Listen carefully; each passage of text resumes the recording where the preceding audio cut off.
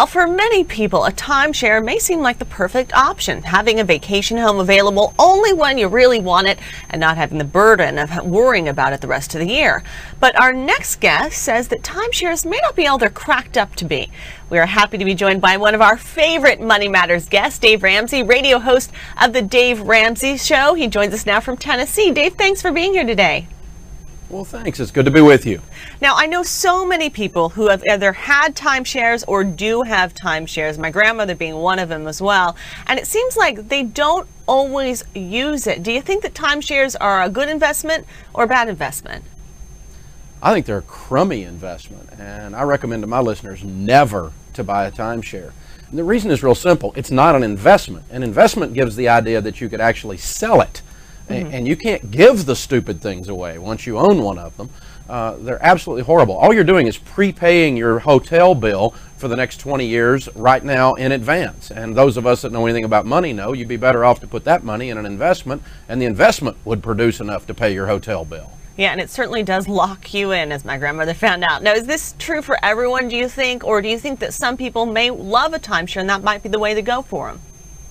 Well, I think they like the use of the condo, and they like having a place that they can go to. This is the family thing. We'd go to this location every summer, and they like that. But families have done that for years simply by renting the lake house or renting the beach condo, and that can continue to be. But the problem is you are locked in, and some of the timeshare people give you the ability to trade back and forth, but even then they're telling you where you can stay after you prepaid your hotel, and you are just stuck in these things. You cannot get rid of them.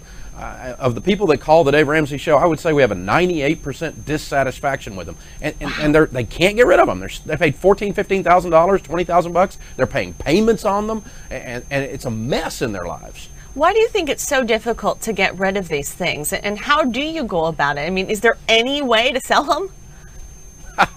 Well, there's no market for them. Nobody wants them. Do not go to one of the list services where you pay $200 or $300 or $500 up front to just get your name on a list, because that's all that happens. They slap your offering on a list and you never hear from anybody.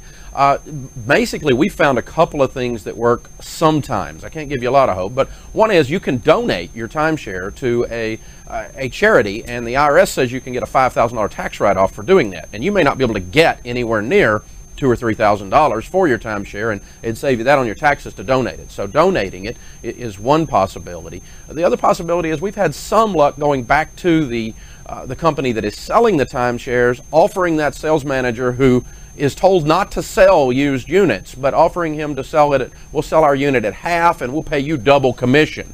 And basically, in a sense, bribing them into moving your used unit. And sometimes you're able to get them to do that. And it sounds like no matter what you do, you kind of are losing money here. For more tips on selling timeshares, visit the website in the description box below.